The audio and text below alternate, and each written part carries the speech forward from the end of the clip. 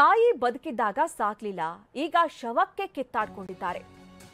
ತಾಯಿ ಮೃತದೇಹದ ಎದುರು 5 ಮಕ್ಕಳ ನಾಟಕ. ತಾಯಿ ಬದುಕಿದ್ದಾಗ ಸಾಕಕ್ಕಾಗ್ಲಿಲ್ಲ, ಈಗ ಸತ್ ಮೇಲೆ 5 ಮಕ್ಕಳು ಮೃತದೇಹಕ್ಕೆ ಕಿತ್ತಾಡ್ಕೊಂಡಿದ್ದಾರೆ. ತಾಯಿ ಪಾರ್ವತಿಯನ್ನ ಬೀದಿಗೆ ತಳ್ಳಿದ್ರು 5 ಮಕ್ಕಳು. ಮಂಚೇಗೌಡ, ರಾಮಸ್ವಾಮಿ, ಜಯಮ್ಮ, ಭಾಗ್ಯ ಮಕ್ಕಳು.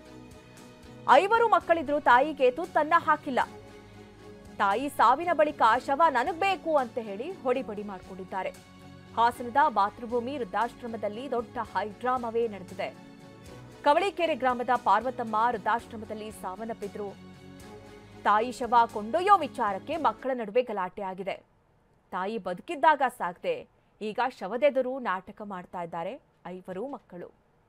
ನೋಡಿ, ಇದ್ದಂತ ಸಂದರ್ಭದಲ್ಲಿ 5 ಮಕ್ಕಳು ಕೂಡ ಸಾಕಿಲ್ಲ, ವೃದ್ಧಾಶ್ರಮಕ್ಕೆ ಬಿಟ್ಟಿದ್ದಾರೆ.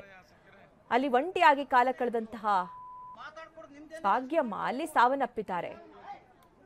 ಆದ್ರೆ ಸಾವನ್ನಪ್ಪಿದ ನಂತರದಲ್ಲಿ 5 ಮಕ್ಕಳು ಬಂದು ನಮಗ್ ಬೇಕು ಶವ, ನಮಗ್ ಬೇಕು ಅಂತ ಅಲ್ಲಿ ದೊಡ್ಡ ಹೈಡ್ರಾಮವನ್ನೇ ಕ್ರಿಯೇಟ್ ಮಾಡಿದ್ದಾರೆ.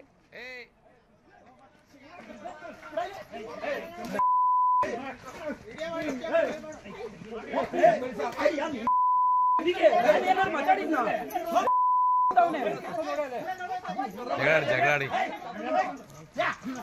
ನೋಡಿ, ಇದ್ದಾಗ ಬರ್ಲಿಲ್ಲ, ಸತ್ತಾಗ ಹೆಂಗ್ ಜಗಳಾಡ್ತಾರೆ ಬಾಡಿ ತಗೊಂಡ ಸುದ್ದಿಗೆ.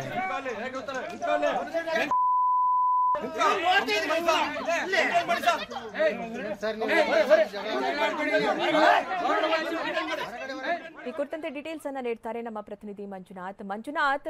ಈಗ ಪಾರ್ವತಮ್ಮ ಅವರು ವೃದ್ಧಾಶ್ರಮದಲ್ಲೇ ಸಾವನ್ನಪ್ಪಿದ್ದಾರೆ. ಅಲ್ಲಿವರೆಗೂ ಕೂಡ ಮಕ್ಕಳು ಕ್ಯಾರೆ ಅಂದಿಲ್ಲ. ಈಗ ಸತ್ತಾದ ನಂತರದಲ್ಲಿ ಮೃತದೇಹಕ್ಕಾಗಿ ಹೊಡೆದಾಡ್ತಾ ಇದ್ದಾರೆ ಅಂತೇಳಿ ಯಾವ ಕಾರಣದಿಂದಾಗಿ ಅವರ ಹೆಸರಲ್ಲಿ ಆಸ್ತಿ ಗೀಸ್ತಿ ಏನಾದ್ರೂ ಇದೆಯಾ, ಅಥವಾ ಯಾವ ಕಾರಣದಿಂದಾಗಿ ಗಲಾಟೆ ಆಯ್ತು? ಹೌದು ಮೊದಲು ಈ ಘಟನೆ ಆಗಿರ್ತಕ್ಕಂಥದ್ದು ಹಾಸನ ಜಿಲ್ಲೆ ಚನ್ನರಾಯಪಟ್ಟಣದ ವೃದ್ಧಾಶ್ರಮದಲ್ಲಿ ಆಗಿರ್ತಕ್ಕಂಥ ಘಟನೆ. ಏನು ಒಂದು 20 ದಿನಗಳ ಹಿಂದೆ ಆಲೂರು ತಾಲೂಕು ಮೂಲದ ಪಾರ್ವತಮ್ಮ ಅಂತಕ್ಕಂಥ 80 ವರ್ಷದ ವೃದ್ಧೆ ಅಲ್ಲಿ ವೃದ್ಧಾಶ್ರಮಕ್ಕೆ ಹೋಗಿ ಆಶ್ರಯವನ್ನ ಪಡ್ಕೊಂಡಿರ್ತಾರೆ. ಅಲ್ಲಿರ್ತಕ್ಕಂಥ ಆಶ್ರಮದ ನಾಗಣ್ಣ ಅಂತಕ್ಕಂಥವ್ರು ಆಕೆಗೆ ಆಶ್ರಯನ ಕೊಟ್ಟಿರ್ತಾರೆ. ಆಕೆಗ ವಯೋಸಹಜ ಅನಾರೋಗ್ಯದಲ್ಲಿ ಮೃತಪಟ್ಟಿದ್ರೆ ಹೃದಯವನ್ನು ತೆಗೆದುಕೊಳ್ಳಿಕ್ಕೆ ಬಂದಂತ ಮಕ್ಕಳು ಒಟ್ಟು 6 ಜನ ಮಕ್ಕಳು ಪಾರ್ವತಮ್ಮ ಅವರಿಗೆ. 4 ಜನ ಗಂಡು ಮಕ್ಕಳು, 2 ಹೆಣ್ಮಕ್ಳು ಇದ್ದಾರೆ.